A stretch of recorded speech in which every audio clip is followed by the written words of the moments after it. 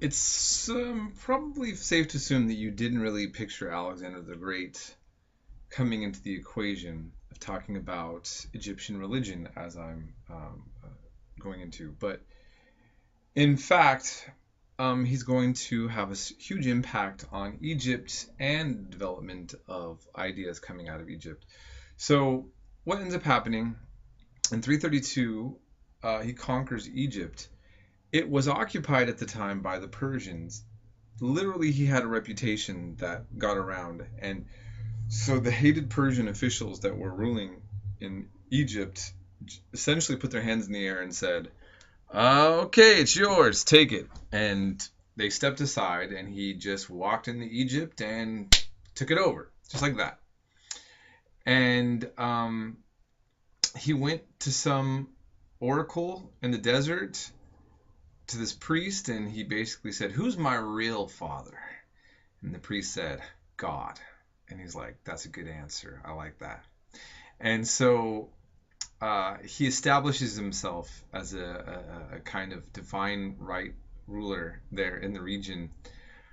And with Alexander the Great, it's hard to tell just how much his own delusionalness and his actual belief in these religions were they separate or they just come together. In any case, he establishes a city there named after him, Alexandria, which will be a very important one in the middle of that. Now, when he dies, Ptolemy, one of his generals, is going to take over Egypt, and they're going to create a Ptolemaic dynasty there. So the Greek rulers left over from Alexander the Great over Egypt. And this dynasty is going to show respect to Egyptian religions. And he's going to create Alexandria as a super cultural hub. It's going to become the center of the Greek world. That is in Africa, okay, Egypt.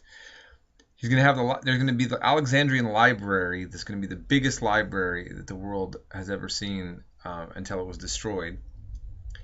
And it's going to be a place of philosophers and all sorts of important things. So philosophy is going to be there. Another important aspect of Alexandria was that there was a large Jewish community there. And they ended up noticing that a lot of Jews were not speaking Hebrew or even Aramaic, but Greek. So in the late 3rd century BCE, these scholars got together, and the legend is that they were asked by the king of Egypt, the Ptolemy, to translate the Torah and the rest of the Bible into Greek for inclusion in the Alexandrian library. On top of that, whatever the case is behind all these legends that went with it, a translation was born that is going to be mainly the one used by the Christian Greek writers later on, and then is going to become the official canon of the Eastern Roman Church. The Greek Orthodox Church is going to see this as a kind of a divinely inspired translation. Jews later on are going to separate themselves from this, and this is going to be seen as uniquely Christian, especially because of the fact that there's verses in it that don't exist in some of the older Hebrew manuscripts, and they're used to try to prove the divinity of Christ. And in any case, this just becomes not the text of the Jews eventually that's popularly used. So that's one aspect of the influence of Alexandria, of the Ptolemaic Egypt. And then this is a very interesting one. So when the Ptolemies ruled, they wanted to create their own religion that fused in Greek religion with Egyptian. Now, the Greeks didn't seem to like this idea of having a god with an animal head. So they brought in these Egyptian motifs, but I mean, this god looks very Greek, right, as opposed to Egyptian. Serapis became like essentially the official religion of Egypt, and during this 3rd century BC, on the orders of Ptolemy, he did this hoping this would unify Greeks and Egyptians in his realm. Okay. Um, Actually, I want to go back and say something more. This religion, I mean, it seems so clearly artificial and created by a ruler to try to, like, as a propaganda form for the people. The Serapis cult is going to survive throughout the Mediterranean world until it gets destroyed by Christianity in the 4th century CE. So there's some longevity to this religion and this priesthood, which we'll talk a little bit more about later, but it's very interesting how that was done. Then you had the Roman period later, and you can see the Romans again trying to emulate the Egyptian. It looks like a Caesar, right? But he's a Caesar pharaoh. Okay. Now, with Rome coming into the picture, and this is where I wanted to go into, Christianity is going to take root in Egypt. And tradition has that St. Mark, as in Matthew, Mark, Luke, John, and the Gospels, came to Egypt in the 1st century. And, seems to have started in Alexandria. It's interesting here because we have the ancient Egyptian religion. We have a newly formed of Greek, a Greco-Egyptian religion made by the state. We have pockets of Jews already, a huge amount of Jews existing in the area. Even some very famous philosophical writers like Philo that are going to write Greek works coming out of Alexandria. And Egypt is going to dominate Christianity in the early centuries. This is something that a lot of people don't know about. It's actually quite influential on the Christian world. And there's just certain things I don't want to be controversial or provocative, but there are many similarities to Egyptian religion, or there seems to be. I mean, if we look at the idea of Mary and Jesus, the motif of Mary holding the baby Jesus isn't strongly portrayed in the New Testament writings, but it becomes so essential to all the branches of Christianity. Less so in Protestant Christianity, but still a major theme.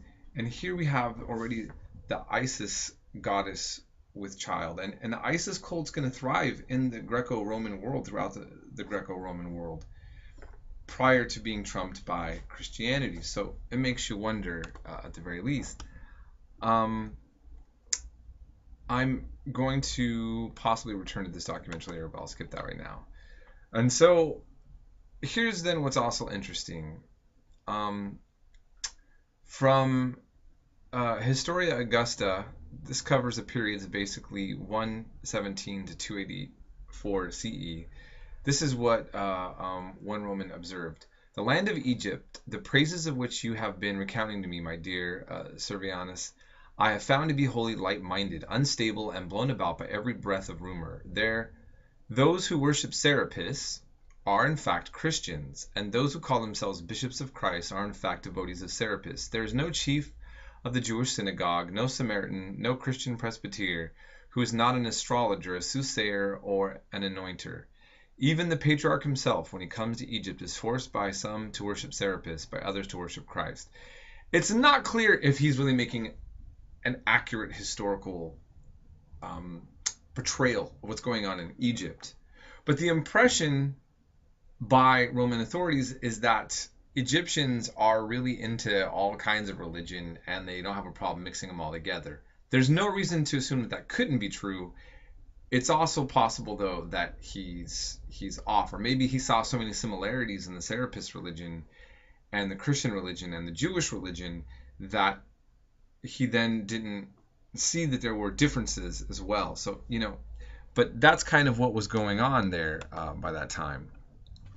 In any case, going back to the idea of the influence of Egyptian culture on Christianity, Saint Anthony, there was a famous patriarch Athanasius of Egypt, Alexandria specifically. He wrote a biography of an Egyptian, and I'm talking about an ethnic Egyptian, not a colonist from Greece or Rome, that helped spread the concept of monasticism, which is particularly popular in Western Europe throughout Latin the Latin world. So translations were made of it and influenced. So all the idea of having monks and monasteries comes out of an Egyptian Christian's eccentric practices that are going to be seen as highly spiritual to the Western world. Okay. Christianity will become a state religion, with Emperor Theodosius declaring that Christianity was the state religion. All pagan cults were forbidden. There was a massacre of the Serapis priests in Memphis in 391. Christians destroyed pagan temples, libraries, and killed the intellectual elite of Alexandria, Memphis, and the Theban region. And Egyptian Christianity became the new Egypt. Okay, and until Islam, Christianity in Egypt is going to play a dominant role within the broader Christian world. There is going to be debates that Christians have among themselves that it's going to separate, and then ultimately Islam is going to come in and it will weaken Christianity there. But essentially, I think by this brief amount that I showed you, sorry, so just what I'm hoping is you were able to learn from this is that Egypt went through an evolution, and I think you can understand a lot more about some of the other things we talk about later. I'll have to end it there.